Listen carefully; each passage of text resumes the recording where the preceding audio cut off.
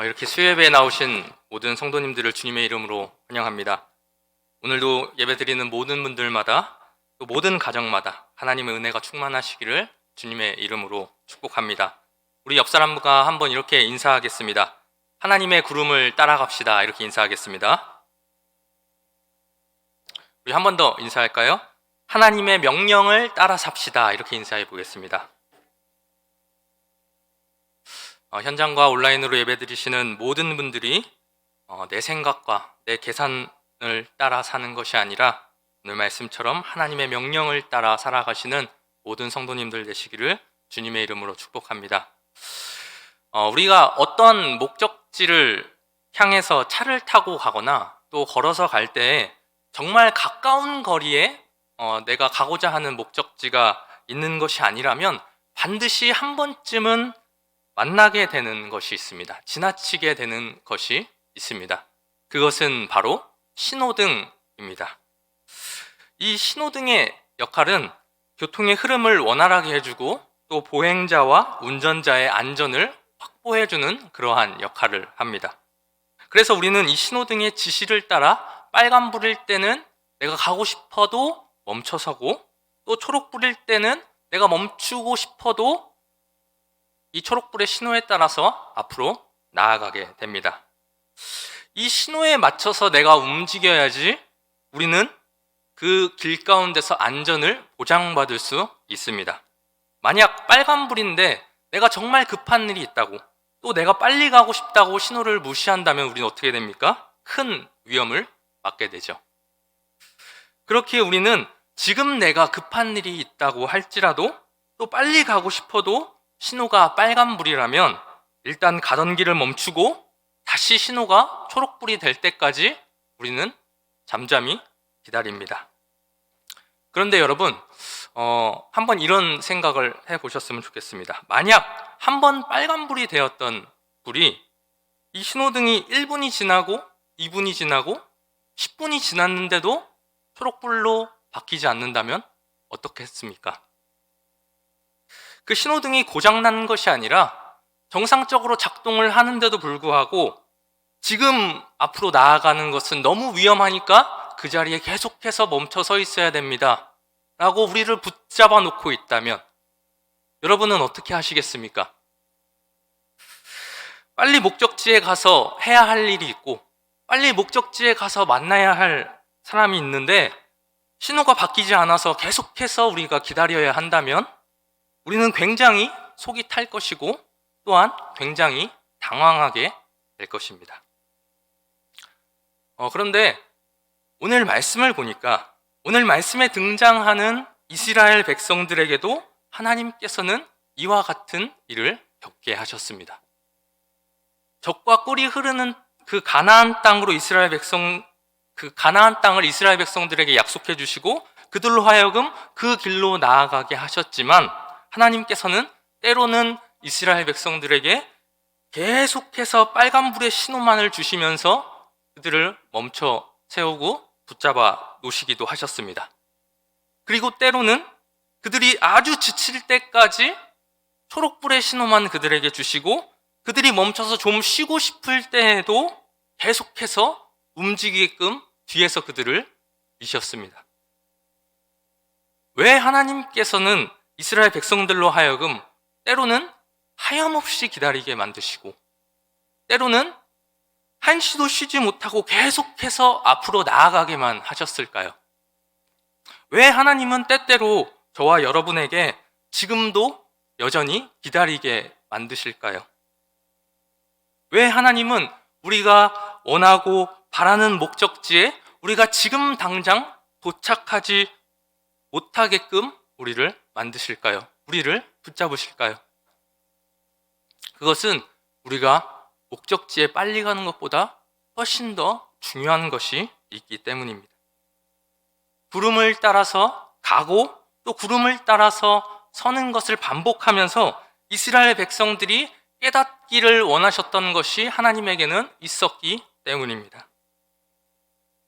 그것은 바로 그들의 길을 계획하시는 분이 하나님이시고 진행을 명령하시는 분도 하나님이시며 또 때를 정하시는 것도 하나님이시고 그들이 가고 서는 것 전부 다 하나님의 손에 달려 있다는 것을 그들이 깨닫기 원하셨기 때문입니다. 다시 말하면 이스라엘 백성들이 하나님과 동행함에 있어서 그 주도권이 이스라엘 백성들에게 있지 않고 하나님께 있다라는 것을 훈련시키기 위해서 하나님께서는 때로는 그들에게 한없이 기다리게 만드시기도 하시고 때로는 그들을 쉬지 않고 전진하게끔 하시기도 하신 것입니다. 우리와 동행하시는 그 하나님께 모든 주도권을 내어드리고 그분을 100% 신뢰하여 그분의 인도하심을 따르는 삶을 사는 것, 이것이 바로 오늘 우리가 읽은 민수기 책 전체의 핵심 메시지입니다. 그리고 오늘 우리가 읽은 본문은 민수기 전체의 메시지를 아주 집약적으로 압축해 놓은 말씀이라고 할 수 있습니다. 오늘 말씀의 배경을 잠깐 살펴보면 이렇습니다. 이제 이스라엘 백성은 출애굽한 지 2개월 만에 시내산에 도착하게 되었습니다. 애굽에서 시내산까지 2개월 만에 도착했다는 것은 그 당시의 그 거리와 그 환경을 고려해 보면 아주 굉장히 빠른 속도였습니다. 바로 그곳에서 그 이스라엘 백성들은 하나님의 놀라운 임재 속에서 십계명을 받기도 했고 또 하나님의 그 명령을 따라 성막을 지음으로 하나님께서 그들과 함께 하시겠다는 그러한 약속도 받기도 했습니다. 그리고 이제 오늘 본문 말씀으로 와서 시내산에 머물러 있던 그 이스라엘 백성들이 다시 하나님께서 약속해 주신 그 가나안 땅으로 다시 출발할 준비를 모두 다 마치고 이제 드디어 본격적으로 성막을 통해서 하나님과 동행하는 길을 나아가려고 하는 그러한 장면인 것입니다.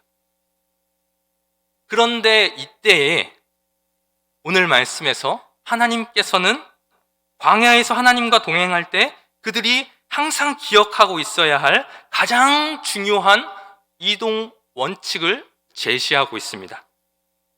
이 원칙은 광야 생활 전체를 아우르는, 아니 어쩌면 우리 인생 전체를 움직이는 가장 중요한 원칙을 제시하고 있는 것입니다. 자, 여러분, 우리 오늘 본문 말씀 17절 말씀을 우리 같이 한번 읽어보겠습니다. 하나님께서 우리에게 주신 하나님과 동행할 때에 우리가 꼭 기억해야 할 그 원칙이 무엇인지 한번 같이 읽어보겠습니다. 시작! 구름이 성막에서 떠오르는 때에는 이스라엘 자손이 곧 행진하였고 구름이 머무는 곳에 이스라엘 자손이 진을 쳤으니. 바로 이 원칙이 광야에서 하나님과 동행하는데 기본이 되는 원칙이었습니다. 이스라엘 백성들이 하나님과 함께 이 광야길을 가기 위한 가장 기본적인 원칙이 뭐라고 말하고 있습니까? 구름이 성막에서 떠오르면 지금은 행진해야 하는 시기라는 것입니다. 그러니까 구름이 성막에서 떠오르면 모든 백성들은 지금 자신이 묵고 있는 곳이 아무리 편하고 좋더라도 즉시 그 모든 짐을 싸고 텐트를 걷고 이제 당장 다시 가나안 땅으로 떠날 채비를 해야 한다는 것입니다. 그리고 반대로 그렇게 행진을 하다가 구름이 다시 성막 위에 내려오면 그 성막 위에 머물면 어떻게 해야 합니까? 그곳이 눈으로 봤을 때는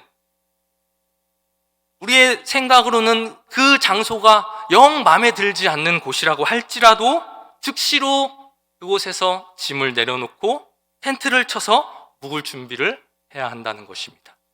이것이 바로 하나님과 동행할 때에 이스라엘 백성들이 잊지 말아야 할 원칙이라는 것입니다. 여러분, 이 원칙을 한번 잘 생각해 보십시오. 구름이 머무는 곳에서 멈추고 구름이 떠오르면 움직이면 그들 또한 움직이는 것입니다.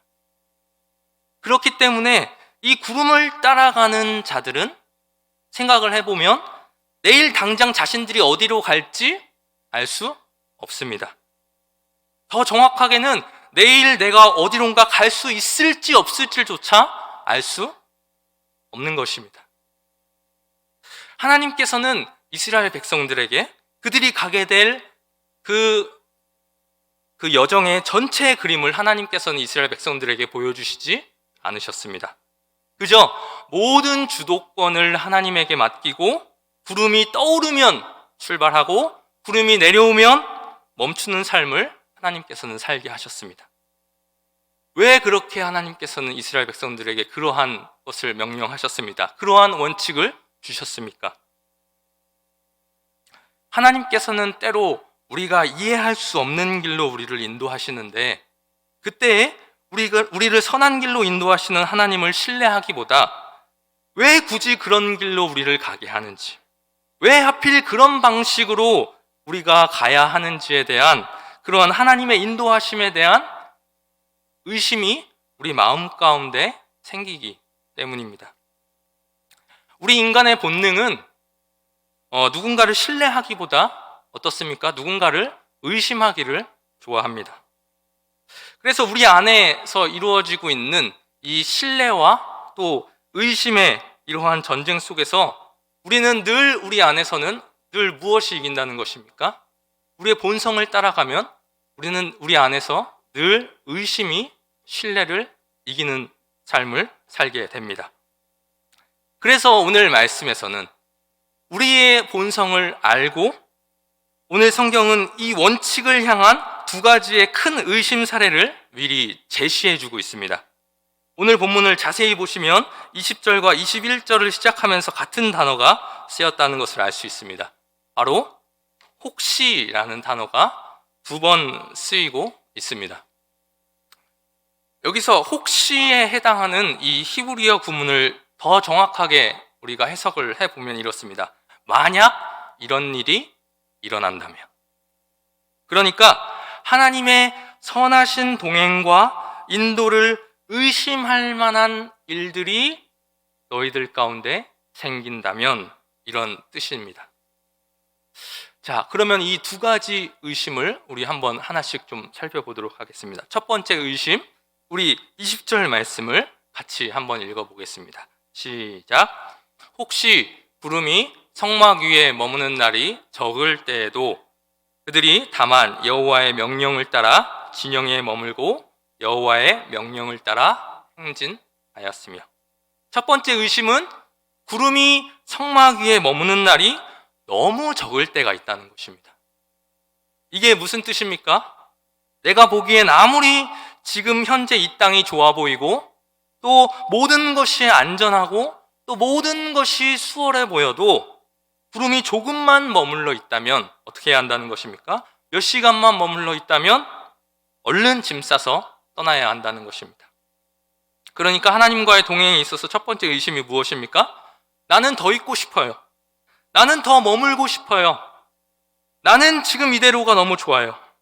그런데 하나님께서는 가라고 하는 것입니다. 만약 나는 더 있고 싶은데 하나님께서 자꾸 가라고 하시면 오늘 이 혹시는 이러한 뜻을 가지고 있는 것입니다. 베드로가 변화산에서 은혜를 체험하고 예수님의 그 놀라운 변모를 체험하고 나서 여러분 그가 뭐라고 예수님께 말합니까? 주님, 내가 여기 머물러 있는 것이 좋사오니. 주님, 우리 그냥 여기에 텐트 치고 우리끼리 여기에 있으면 안 됩니까? 굳이 산 밑에 내려가서 힘들게 병자들 찾아다니면서 광야에서 힘든 생활 하지 말고 우리 여기에서 좀 편안한 생활 하면 안 되겠습니까? 라고 말하고 있는 것입니다. 여러분, 하나님과 동행하고자 할 때 여러분 속에, 여러분 마음 속에 이러한 의심이 들 때가 얼마나 많이 있습니까? 나는 더 있고 싶은데, 나는 아직 그걸 할 준비가 되어 있지 않은데, 또 나는 지금 이 상태가 너무나 좋은데, 나는 지금 이곳에 안주하고 머물고 싶은데, 하나님의 인도하심은 자꾸 가라는 것입니다. 너 그러고 있을 때가 아니야. 너 거기서 텐트 치고 거기에 주저앉아 있을 때가 아니야 라고 말씀하시는 것입니다. 오늘 말씀이 뭐라고 합니까? 오늘 본문 말씀에서 계속해서 7번, 8번이나 반복되는 구절이 있습니다. 그들이 다만 여호와의 명령을 따라, 내 생각을 따라, 내 계획을 따라, 내 의지를 따라가는 것이 아니라 구름으로 대변되는 여호와의 명령을 따라 행하는 것. 이것이 바로 신뢰와 의심의 전쟁에서 승리할 수 있는 비결이며 하나님과 동행하는 가장 중요한 원칙이라는 것입니다. 그렇다면 우리 가운데 두 번째 의심도 있겠죠? 우리 21절, 오늘 본문 말씀 21절과 우리 22절 말씀을 한번 읽어보겠습니다. 시작. 혹시 구름이 저녁까지 있다가 아침에 그 구름이 떠오를 때에는 그들이 행진하였고, 구름이 밤낮 있다가 떠오르면 곧 행진하였으며, 이틀이든지 한 달이든지 1년이든지 구름이 성막 위에 머물러 있을 동안에는 이스라엘 자손이 진영 위에 머물고 행진하지 아니하다가 떠오르면 행진하였으니. 두 번째 의심은 첫 번째 의심과 정반대인 상황입니다. 우리가 인생을 살다 보면 하나님께서 정말 내가 원하지 않는 장소, 또 정말 내가 원하지 않는 그러한 환경, 정말 내가 원하지 않는 사람들과 때로는 강제적으로, 강권적으로 마주하게 하시는 때가 있습니다. 특히 내가 원하는 목표, 또 내가 가야만 한다고 생각하는 방향과 자꾸 어긋나게 만드실 때가 있다는 것입니다. 그때 우리의 심정은 어떻습니까? 우리의 마음은 어떻습니까? 너무나도 힘듭니다. 광야를 여행했던 이스라엘 백성들 또한 마찬가지였습니다. 광야를 여행하는 이스라엘 백성들은 한시라도 빨리 가나안 땅이라는 목적지에 도착하고 싶어 했습니다. 기본적으로 이 이스라엘 백성들에게는 그 젖과 꿀이 흐르는 땅이라는 이 목적지가 너무나도 분명했기 때문에 어느 한 장소에 길게 머무는 것보다, 아무리 그 장소가 좋다고 할지라도 그들에게 좋은 것을 제공해줄, 어느 것보다 비교할 수 없는 것을 제공해줄 그 가나안 땅이 그들을 기다리고 있었기 때문에 그들은 어떤 곳에서 길게 머무는 것보다, 아무리 그곳이 좋은 곳이라고 할지라도 짧게 머물고 빨리 가나안 땅에 가기를 원했습니다. 그러니까 이 첫 번째 의심보다 사실 이스라엘 백성들에게는 이 두 번째 의심이 훨씬 더 고통스러운 것이었습니다. 22절 말씀을 보십시오. 이틀이든지 한 달이든지 1년이든지 구름이 성막 위에 머물러 있을 동안에는. 여러분, 시간은 자꾸 갑니다. 그리고 내 마음은 점점점 더 조급해져 갑니다. 세월은 흘러가고 있는데 마치 시간은 멈춘 듯 내 삶 속에서는 아무런 변화가 일어나지 않습니다. 이틀이 지나고 한 달이 지나고 1년이 지나도 내 인생에서 앞으로 한 발자국도 떼지 못하는 그러한 시기가 있다라는 것입니다. 내 마음은 어떻습니까? 하루빨리 지금 이 장소를 떠나고 싶습니다. 할 수만 있다면 모든 방법을 동원해서라도 여기를 떠나고 싶습니다. 그런데 1년이 지나도록 저 야속한 구름은 어떠한 움직임도 보이지 않는다는 것입니다. 여러분, 이러한 경우가 우리 삶 속에도 얼마나 많이 있습니까? 아브라함에게도 이러한 경험이 있었습니다. 하나님께서 아브라함에게 약속을 주셨습니다. 너에게 아들을 주겠다. 그때 당시 아브라함의 나이가 75세였습니다. 그때 아브라함은 그 약속을 받았을 당시에 기분이 얼마나 좋았을까요? 아무리 노력해도 생기지 않았던 그 아들을 하나님께서 주시겠다고 약속하셨으니 얼마나 그 마음이 설렜을까요? 내년이면 생길까? 후년이면 생길까? 그래도 3년 안에는 주실 거야. 그러면서 가슴 설렜을 것입니다. 그런데 막상 1년이 지나고 2년이 지나고 5년이 지나고 10년이 지나도 아무런 소식도 들리지 않았습니다. 아무런 변화도 그의 가정에게 일어나지 않았습니다. 무려 24년이라는 시간 동안 사라에게 아무런 일도 일어나지 않았습니다. 오늘 말씀으로 치자면 24년 동안 구름이 떠오르지 않았던 것입니다. 여러분, 우리 인생에도 이러한 때가 얼마나 많이 있습니까? 이스라엘 백성들은 이렇게 떠오르지 않는 구름을 매일같이 쳐다보면서 하나님과 동행하는 이 광야의 여정이 누구의 손에 달려있는 것인지를 뼈저리게 깨달았습니다. 여러분, 하나님과 동행하는 것은 내 계획을 따라, 내 생각을 따라가는 것이 아닙니다.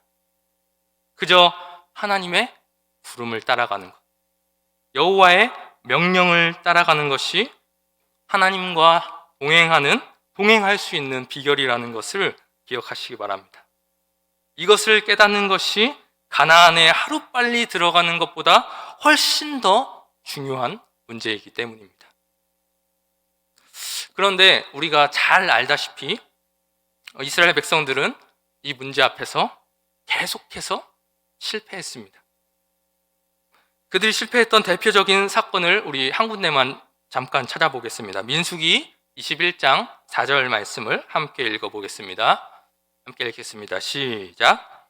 백성이 호르산에서 출발하여 홍해길을 따라 에돔 땅을 우회하려 하였다가 길로 말미암아 백성의 마음이 상하니라. 하나님의 구름이 지금 그들을 가장 빠른 길로 인도하는 것이 아니라 에돔 땅을 둘러가는 방향으로 그들을 인도했던 것입니다. 그러자 그 이스라엘 백성들의 마음 가운데 어떤 마음이 생깁니까? 하나님을 원망하고 또 불평하는 마음이 생겼습니다. 지금까지 내가 신뢰해왔고 내가 매일같이 의지해왔던 저 구름이 이제는 더 이상 꼴도 보기 싫은 것입니다. 뭐라고 표현합니까? 길로 말미암아 백성의 마음이 상하니라. 여러분, 전능하신 하나님과 우리가 광야길에서 동행함에 있어서 가장 큰 장애물이 뭔지 아십니까? 우리가 하나님과 매일매일 이 삶을 걸어감에 있어서 가장 큰 방해물이 뭔지 아십니까? 그것은 바로 하나님의 인도하심보다 내 생각을 따르는 것, 또 하나님의 인도하심보다 내 계산을 따르는 것입니다. 내 생각과 내 계산을 따르는 순간 우리 마음속에는 하나님을 향한 의심이 싹트기 시작합니다. 왜 하나님은 더 좋은 길을 놔두고 나를 이런 길로 인도하시는 것인가? 왜 하나님은 더 좋은 방법을 놔두고 우리 가족을 이런 방식으로 인도하는 것인가? 우리 마음속에 이런 마음이 들기 시작하는 것입니다. 결국 민수기 21장에서 이스라엘 백성들은 다 어떻게 되었습니까? 불뱀에 물려서 수많은 사람들이 죽는 비극이 벌어졌습니다. 광야길에서 하나님과 동행할 때 가장 중요한 것은 하나님이 제시하는 길에 대한 의심과 끊임없이 치열하게 싸우는 것입니다. 광야길에서 불뱀보다 더 무섭고 또 애굽과 암몬의 군사보다 훨씬 더 무서운 것은 내 마음속에 나를 인도하시는 하나님을 향한 의심이 불길처럼 일어나는 것입니다. 말씀을 정리하겠습니다. 사랑하는 대전중앙교회 성도 여러분, 오늘 말씀에 이스라엘 백성들과 같이 우리 또한 하나님과 광야길을 함께 동행하며 하나님께서 약속해 주신 가나안 땅을 향해 나아가는 자들입니다.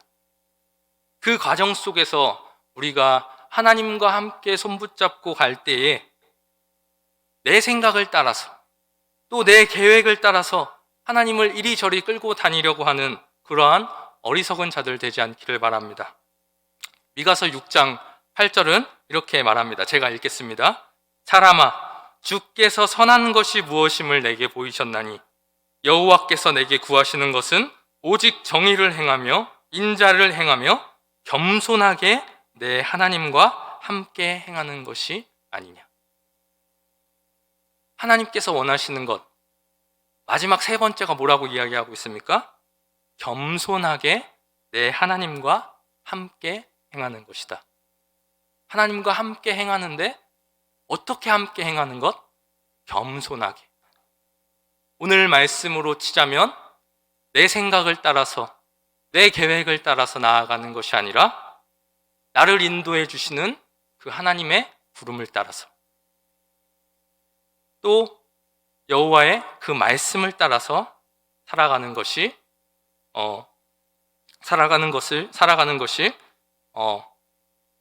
하나님께서 우리에게 원하시는 것이라는 것입니다. 하나님께서 우리에게 구하시는 것은 겸손하게 하나님의 말씀을 따라가는 것입니다. 하나님의 부름을 따라가는 것입니다. 하나님께서 우리에게 주신 명령을 따라가는 것입니다. 때로는 그 과정 속에서 하나님의 구름이 내 기대와는 다르게 내가 원치 않는 곳에서 계속해서 멈춰 있을 수도 있습니다. 1년이고 2년이고 10년이고 계속해서 내 뜻과는 다르게 멈춰 있을 수도 있습니다. 또 내 생각과는 다르게 내가 원하는 곳에서 하나님의 구름이 멈추지 않고 계속 떠올라 있을 수도 있습니다. 그러할지라도 우리를 선한 길로 인도하시는 하나님을 신뢰하며 그 부름을 따라가는, 믿음으로 하나님을 신뢰하며 하나님의 말씀을 쫓아 살아가는 저와 여러분들 되시기를 주님의 이름으로 축원합니다. 기도하겠습니다.